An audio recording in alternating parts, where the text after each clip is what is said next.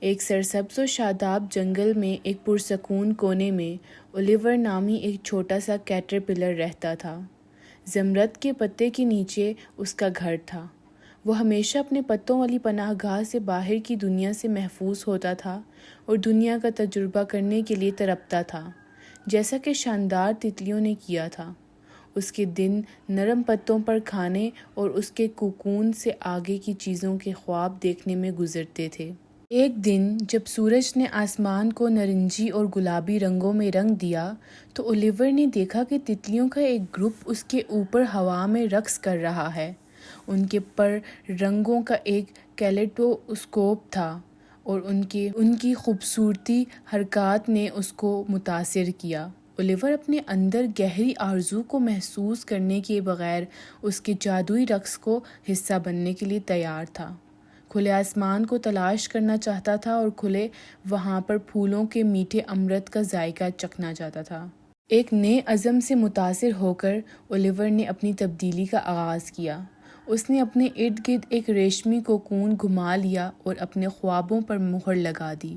دن ہفتوں میں بدل گئے اور جنگل اپنے نرم تال جاری رکھتے ہوئے تھا۔ جب اولیور اپنی تبدیلی سے گزر رہا تھا، اپنے کوکون کی حفاظت کے اندر اولیور کا جسم بدل گیا اور خود کو ایک ایسی شکل میں دوبارہ ترتیب دیا جو اسے اڑنے کی اجازت دے گا۔ جیسے ہی کوکون کھلنا شروع ہوا، اولیور کا دل امید سے دھڑکنے لگا۔ آہستہ آہستہ ابھرتے ہوئے اس نے اپنے نازک پروں کو پھیلایا جو سورج کی روشنی میں داغدار شیشے کی طرح چمک رہے تھے۔ وہ ایک تتلی میں تبدیل ہو گیا تھا، خوبصورتی اور فضل کی مخلوق۔ تاہم جب انہوں نے اپنی پہلی پرواز پکڑی تو انہیں احساس ہوا کہ پرواز کرنا اتنا آسان نہیں ہے جتنا انہوں نے تصور کیا تھا۔ اولیور کے پر بھاری اور عجیب محسوس ہو رہے تھے اور اس کی پرواز غیر مستحکم تھی۔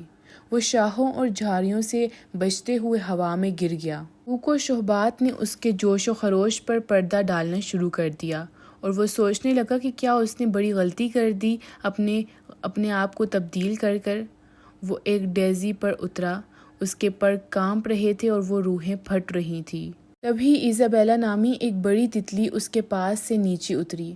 نرم آنکھوں اور مہربان مسکراہٹ کے ساتھ وہ اولیور کی کہانی سن رہی تھی۔ ایزابیلا نے اڑنا سیکھنے کے اپنے تجربات شیئر کیے اور انہیں یقین دلایا کہ ہر تتلی کو شروع میں چیلنجز کا سامنا کرنا پڑتا ہے۔ اس کے بعد اس نے اولیور کو ہمت دلائی اور اس کو ترغیب دی کہ اس بات پر زور دیتے ہوئے کہ مشق، عزم اور خود پر یقین پرواز میں مہارت حاصل کرنے کی ایک کلا ہے۔ ایزابیلا کی رہنمائی کے ساتھ اولیور نے کئی دن مشق کرتے ہوئے گزارے۔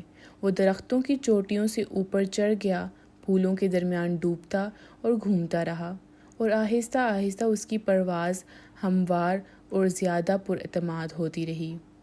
ہر کوشش کے ساتھ اس کا دل ہلکا محسوس ہوتا رہا اور اس کے خواب زیادہ قابل حصول محسوس ہوتے رہے۔ ایک دن جب اولیور پھولوں کے درمیان گھوم رہا تھا، لیلی نامی ایک نوجوان کیٹرپلر نے حیرت سے اس کی طرف دیکھا۔ وہ شروع سے ہی اس کے سفر کو دیکھ رہی تھی اور اس کی استقامت اور ہمت سے متاثر تھی۔ اولیور آہستہ سے اس کے پاس اترا اور شک اور عزم کی اپنی کہانی بیان کی۔ اس نے اپنے خوابوں کو گلے لگانے کی ترغیب دی اور اسے یقین دلایا کہ وہ بھی عظمت حاصل کرنے کی صلاحیت رکھتی ہے۔ لیلی اسے غور سے سن رہی تھی، اس کی آنکھیں امید سے چمک رہی تھیں۔ اولیور کی رہنمائی میں اس نے اپنا کوکون بیان کیا، جو اپنی تبدیلی کا آغاز کرنے کے لیے تیار تھا۔ جیسے ہی اپنے کوکون سے باہر آئی، اس کے پر لہرا رہے تھے، متحرک اور وعدوں سے بھرا ہوا تھا۔ اولیور کے ساتھ اس نے اپنی پہلی پرواز پکڑی، خوشی اور گھبراہٹ کا مرکب محسوس ہوا۔ اور اسی طرح جنگل کے وسط میں اولیور کا سفر پورے دائرے میں آ گیا۔ ان کی اپنی جدوجہد نے نہ صرف انہیں اپنے خوابوں کو پورا کرنے پر مجبور کیا تھا، بلکہ دوسروں کے دل میں ایک چنگاری بھی بھڑکا دی۔ جیسے ہی اولیور نے ایک ساتھ چڑھے اور اوپر آسمان کی بلندیوں کو چھوا، ان کو تبدیلی محسوس ہوئی اور اپنے اوپر فخر محسوس ہوا۔ ان کی کہانیاں اسی طرح بیان کی گئیں۔